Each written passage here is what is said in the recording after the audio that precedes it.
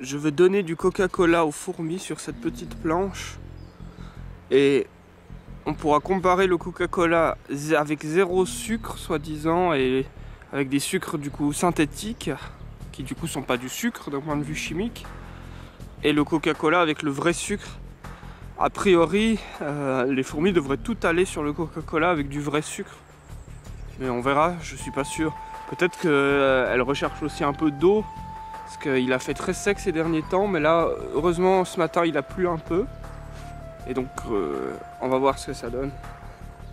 Est-ce qu'elles vont préférer le vrai sucre ou les sucres synthétiques, les aspartames et tout ça? Ce que j'appelle le vrai sucre, c'est du sucre qui a été obtenu par le raffinage des betteraves afin d'extraire uniquement la saccharose de la betterave pour en obtenir un produit du coup blanc et sans goût, extrêmement sucré. C'est ce que j'appelle couramment le vrai sucre. L'aspartame, lui, n'a rien à voir avec du sucre. Ce n'est pas du sucre. L'organisme ne peut l'utiliser pour aucune des fonctions du sucre. Les organismes comme nous, les humains ou les fourmis, on aime beaucoup le sucre parce qu'il a une réserve d'énergie assez importante.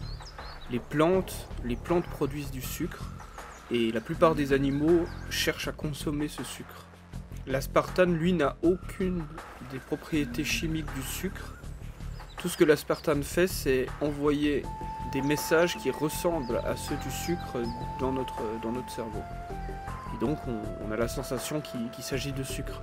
Les fourmis, qui sont de véritables petites usines chimiques sur pattes, un peu comme nous d'ailleurs, devraient complètement ignorer le Coca-Cola dans lequel il n'y a pas de sucre.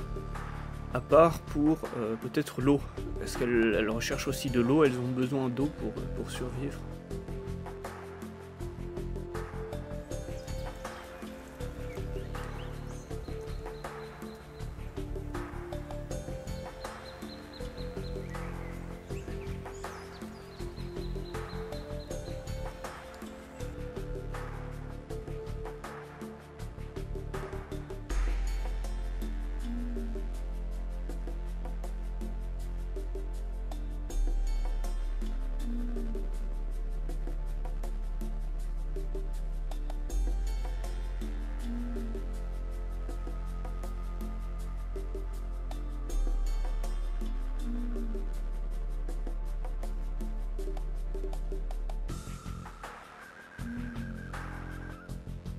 Les fourmis ont littéralement aspiré la goutte où il y avait du sucre.